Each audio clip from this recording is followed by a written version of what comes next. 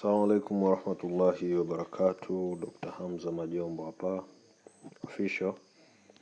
Naam, katika ule mtiririko wetu wa mada zetu mbalimbali juu ya magonjwa mbalimbali, lakini katika swala zima la kuzidi kuboresha afya zetu na kudumisha tiba asilia, nadhani wiki kama moja iliyopita kuna vitu vingi tulivyoelezea. Tangia kipindi cha nyuma hapo almost miezi miwili iliyopita tulikuwa tunaelezea vitu mpaka tumeishia wiki iliyopita, na juzi tukaelezea tena, jana tukaelezea, nadhani tulianza kwenye Biden's pilosa, tukaja kwenye mwarobaini, tukaja kwenye chia, tukaja kwenye mgoro, tukafika kwenye figo, tezi dume nadhani jana, mwishowe tukashuka mpaka kwenye PID, sawa, au pelvic inflammatory disease.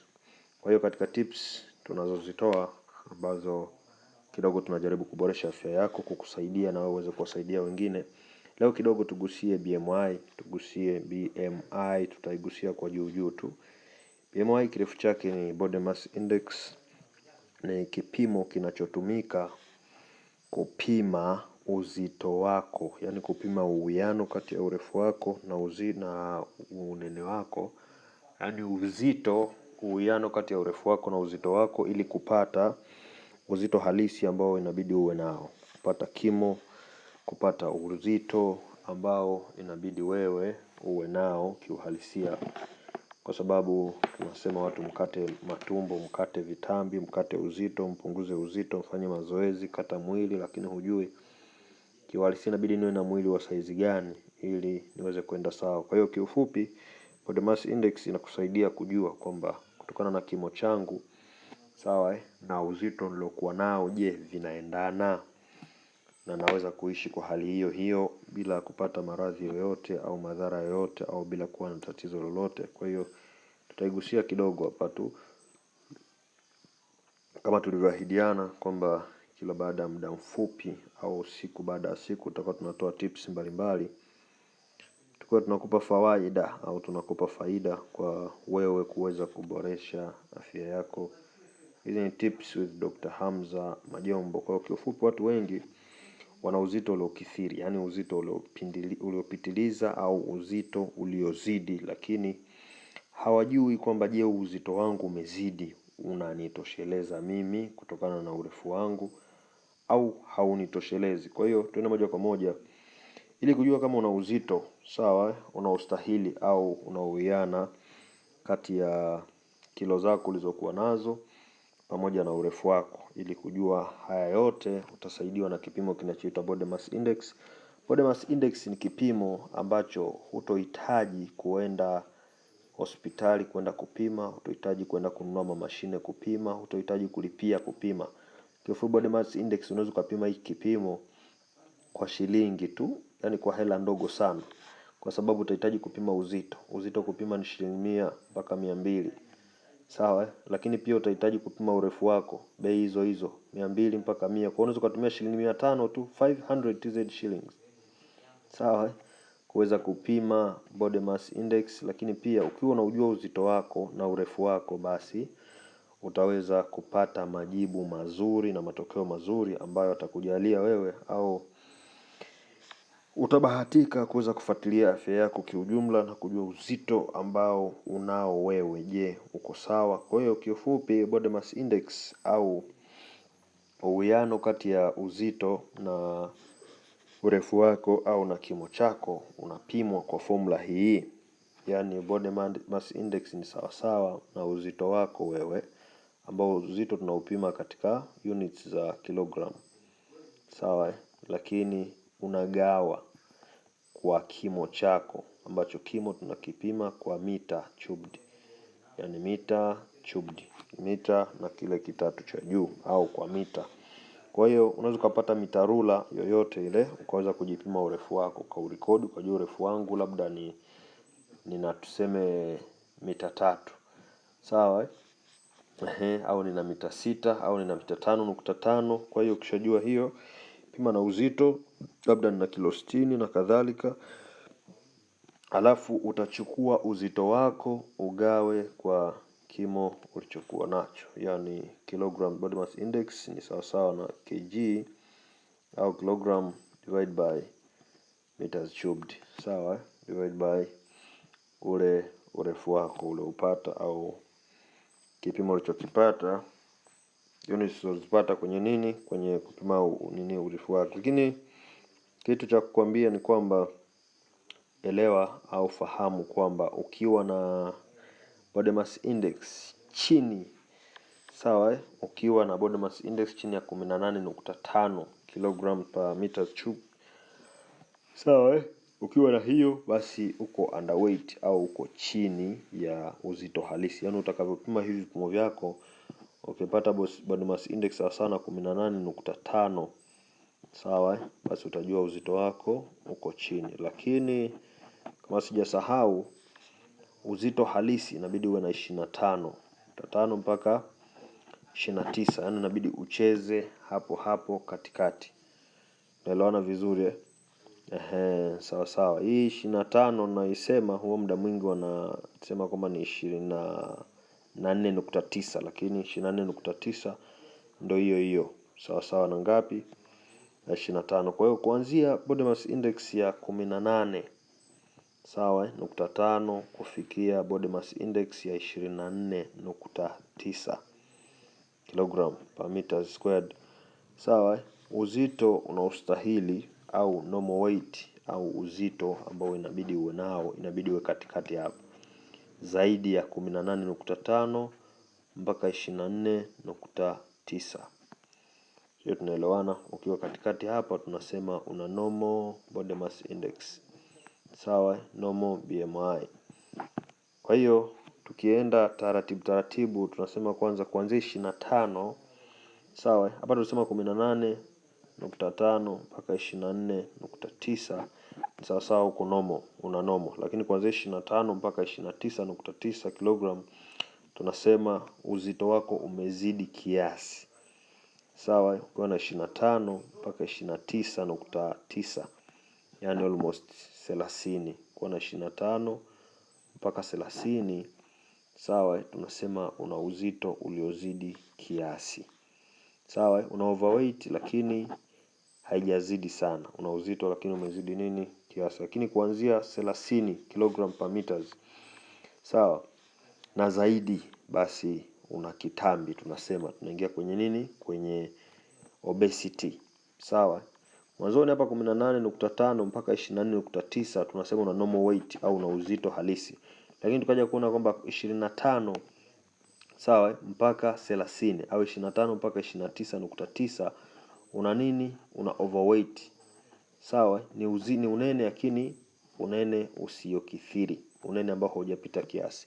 Lakini tumekuja kuangalia kwamba ukiwa na zaidi ya 30 meters, sawa, ukiwa na zaidi ya 30 kg per meters, inamaanisha wewe sasa uko kwenye obesity. Hiyo tunaelewana. Tukisema obesity tunamaanisha unene wako umepitiliza, yani una unene kupita kiasi, sawa.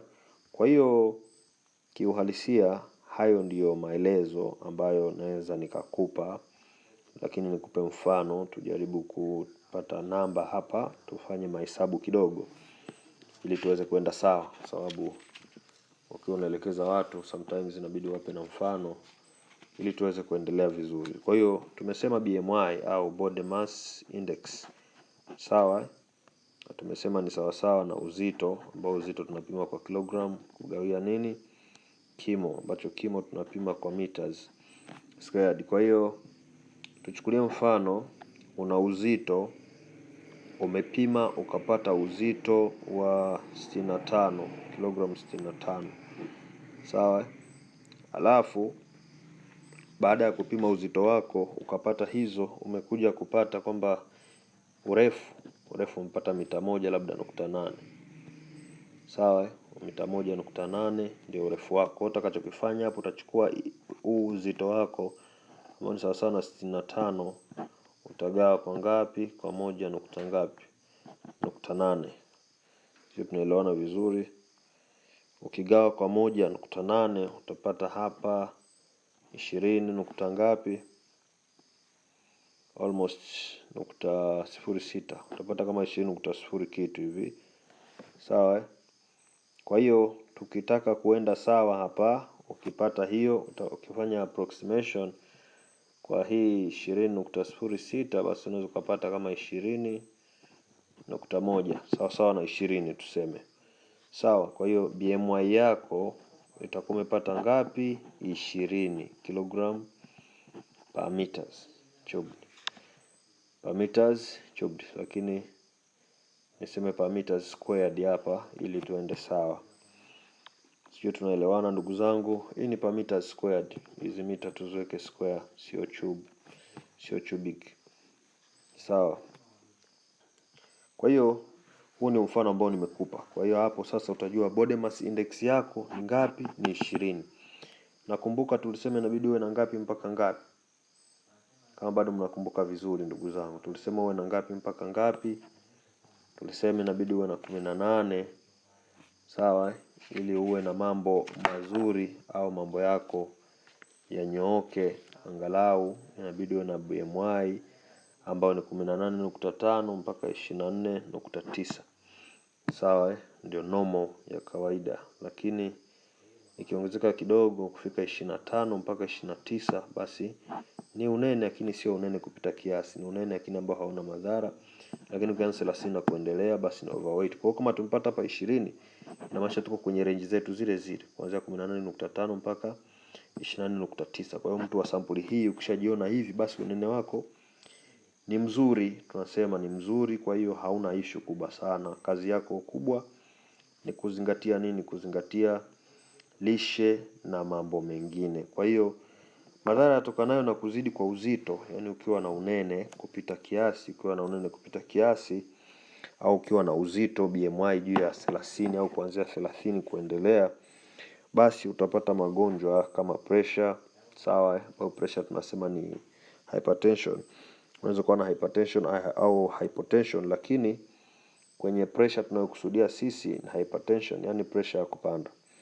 Sawa, lakini unaweza kupata kuzidi kwa cholesterol. Unaweza kupata cholesterol ukawa kidogo imezidi, au rehemu tunaitaga hivyo kwa lugha ya Kiswahili, ikawa imezidi mwilini. Au unaweza kupata tatizo la kisukari, na kisukari ambao kinapatikana hapa muda mwingi ni type 2 au kisukari aina ya pili. Lakini pia utapata magonjwa ya mfumo wa moyo. Unaweza kupata magonjwa ya moyo au magonjwa ya mfumo mzima wa moyo. Lakini pia matatizo ya viungo.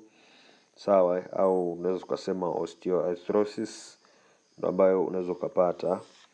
Sawa, osteoarthritis ndio unaweza kufanyaje? Unaweza kupata maradhi kama haya ambayo yana affect sana viungo au joints zako. Lakini pia matatizo ya upumuaji, njia ya hewa. Sawa, utapata tatizo la njia ya hewa, au pia magonjwa kama saratani au kansa. Sawa, lakini pia matatizo ya figo yote yanaweza kukumba kama utakuwa na unene kupita kiasi. Lakini pia unaweza kupata tatizo la kupoteza kumbukumbu na kadhalika. Lakini pia kuna hatari pia ya kuwa na uzito wa chini, BMI ya chini ya 18.5 mpaka 24, yani chini ya 18.5 hapa. Ukiwa na BMI ya chini, napo kuna vitu kuna tatizo utalipata pia. Tusiangalie juu tu. Sawa. Unaweza kupata tatizo la utapiamlo, unaweza kupata anemia, unaweza kupata matatizo kama matatizo ya mifupa.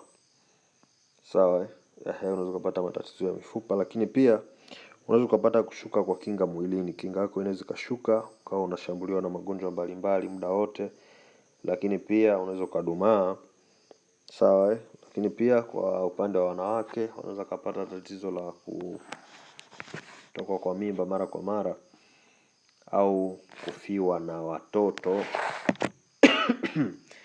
au viumbe kabla havijazaliwa. Lakini pia mtoto anaweza kuzaliwa na afya mbovu na kama mwenye kupoteza maisha muda mfupi kabla ya kuzaliwa. Kwa hiyo nadhani tutaishia hapo. Lakini kitu cha kuzingatia ni kuhakikisha kwamba BMI yako haishuki wala haipandi sana. Uwe na uzito wa kati. Ukiona uzito unataka kuongezeka, basi maintain lishe yako.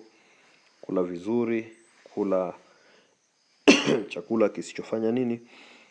kisichoweza kusababisha uzito wako uongezeke. Lakini pia ukiona uzito wako unapungua zaidi, basi jaribu kula mlo ambao utakuongezea mwili. Kwa wale wenye vitambi, wale wenye obesity au wenye vitambi, tunasema wenye level ya juu, wenye BMI zaidi ya 30, inabidi mjitahidi kufanya flash up, mjitahidi kukata hivyo vitambi. Dawa zipo nzuri sana tu za asili zenye uwezo wa kukupunguza hicho kitambi chako, au kukata kitambi na ukanyooka, ukawa vizuri, ukawa na six pack kama sisi wengine, na mambo yakafanyaje, yakaweza kunyooka. Lakini kwa wale wenye matatizo pia wa uzito mdogo, wenye low BMI, nao pia dawa zao zipo, wanaweza kupata tiba za asili na wakaweza kuongeza miwili, na wakaweza kunawili, na wakaweza kuwa na afya bora, kuepukana na haya matatizo yote tuliyosema.